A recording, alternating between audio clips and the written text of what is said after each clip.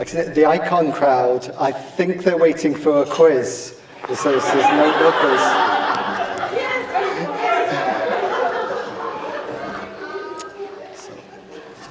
By tradition, my first duty is to thank my best man. Thank you, Greg. Job done? Thanks. Thanks for your help and support and friendship, not just for today, but for the last 34 and a bit years.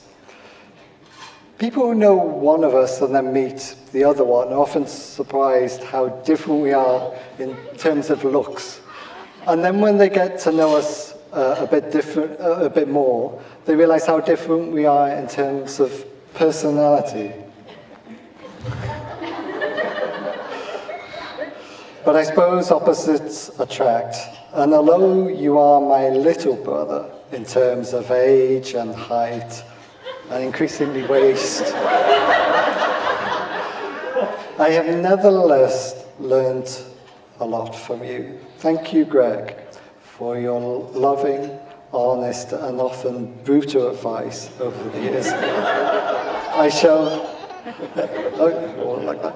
I shall continue to need that for many years to come. And I know Lydia, who we miss every day, will be very proud of you and all today. And many thanks to our flower girl. I know the real reason Antonette agreed to marry me was to officially become Orla's auntie. Actually, Father Pat couldn't be here. Today's really busy, but I did put some thanks in my speech, so let's just imagine he's sitting there. Thank you, Father Pat. Antonette is a big G.K. Chesterton fan, so it's something of a thrill for her to be married by Father Brown. It's probably best he wasn't here for that. Thank you to the staff of the Royal Horseguards for your hard work. Apparently there's something special about the ladies' toilets. I don't know if anyone's with... Yeah. The gents' toilets are just gents, but... This building is often used as a filming location for films such as No Time to Die, Harry Potter films, Spooks was filmed here, some of Doctor Strange. But for me, the most exciting thing is that the 2019 Speak Truth to Social Justice Conference happened in this room. Just over there. It's very exciting. Also, thanks to Penelope, who I can't see, our wedding planner. Hello! Without her, today would be much more expensive, much less stylish, much less well-organized. Penelope, you had to put up with me and my Socratic questioning of every aspect of the day, and also me not wanting to spend any money.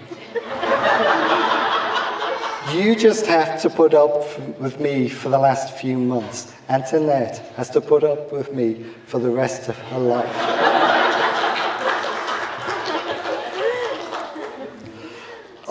Thanks to the bridesmaids, Leanne, Nicole, Jonathan, and Lades.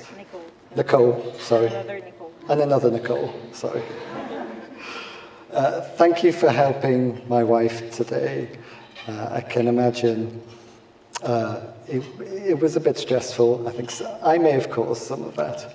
Oh, and thanks for those who helped putting together the orders of service over the last week. We've had like a production line of putting together stationery, which wasn't helped by me buying the cheapest possible staples you can imagine. I think Monica's to blame for that. 12 years ago, she said, "Why are you spending so much on staples? You should look for the cheaper one." Oh, thanks to Auntie Carol. I'm supposed to skip this. Auntie Carol knows why I'm thanking her, but I'm not allowed to say why.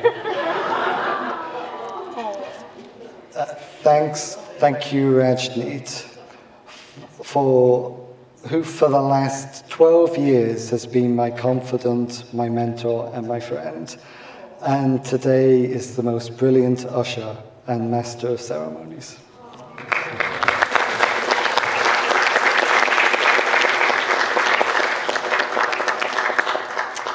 A great man called Andre 3000 once said, "Thank God for Mom and Dad for sticking two together, because we don't know how."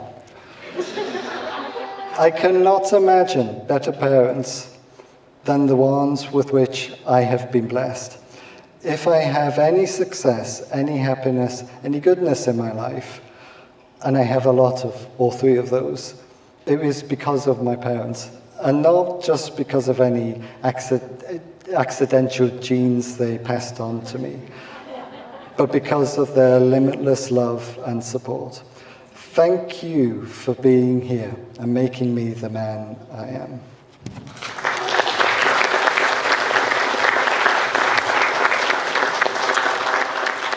And thank all of you for coming here today and supporting my wife and myself on this day. Some have travelled here further than others. Maraming salamat sa pangtanggap sa kin sa inyo pamilya.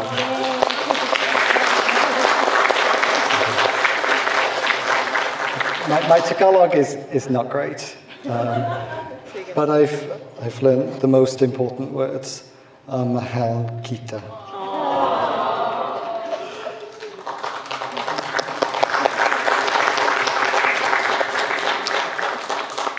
This is something of an auspicious date for more than the obvious reasons. For today is the 25th anniversary of Tony Blair becoming Prime Minister. You see, Yesterday was the anniversary of the election, but British Prime Ministers normally take office the day after. So. Perhaps more relevant, yesterday would have been the 78th anniversary of my grandparents' marriage. And today is Rhea and Steve's 6th wedding anniversary and Suzanne and Paul's 25th wedding anniversary. We have some crowds. The postman today.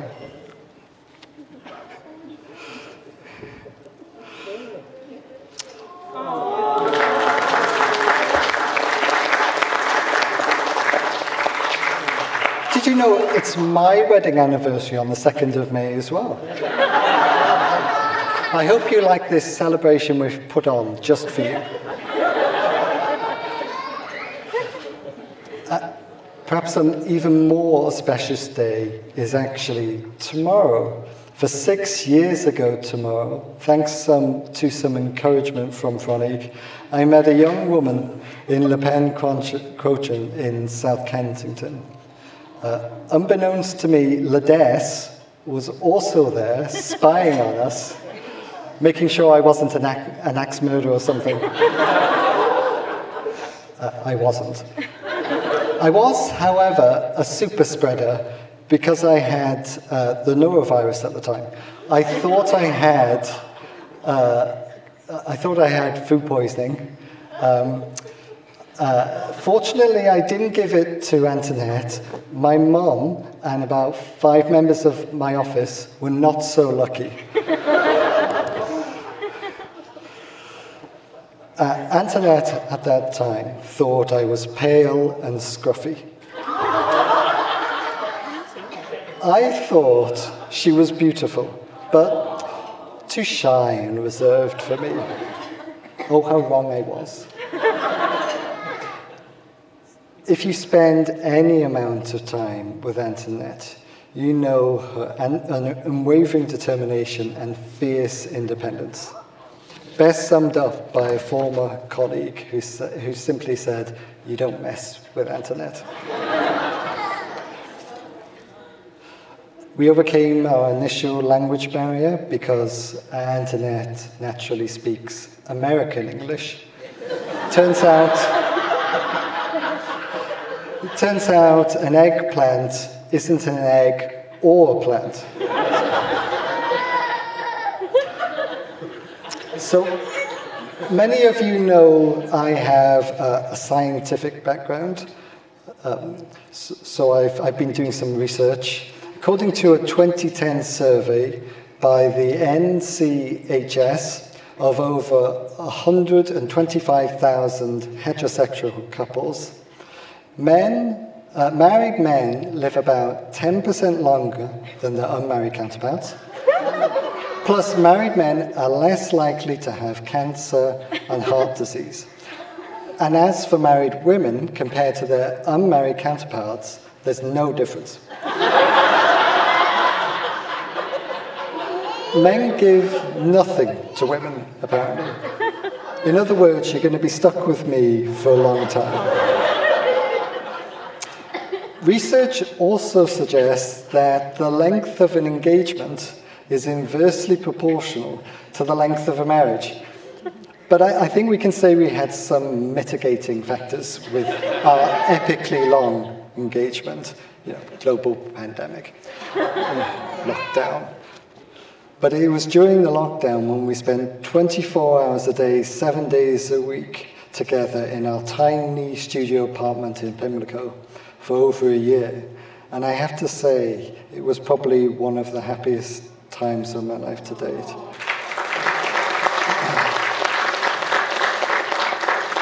Antonette's cooking twice a day, walks to Green Park, sharing a home office with you. It was a difficult time for our world, but a time of bonding for us. We then moved to Banbury, and you survived 6 months living with my parents. Now we have our own house, which you have made look beautiful. Although it has a lot more space than our flat in Pimlico, it is still very cosy, especially watching a murder mystery together after dinner. Thank you, Antonette, for putting up with me for the last 6 years and for many years to come. Thank you for puncturing my pomposity, for calling out my snobbishness, for loving me and supporting me. Thank you for being my friend, my helper, my personal chef, my fellow homeowner, and my lady, and now my wife. Whatever life gives us, whether it good or ill, I shall be on your team and at your side. Your PA, your butler, your helpmate, and your husband. Please raise your glass to the bride.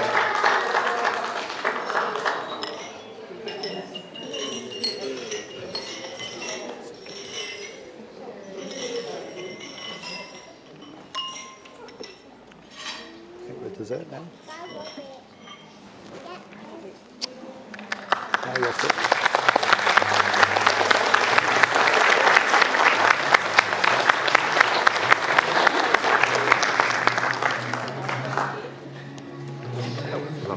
Oh, thank you.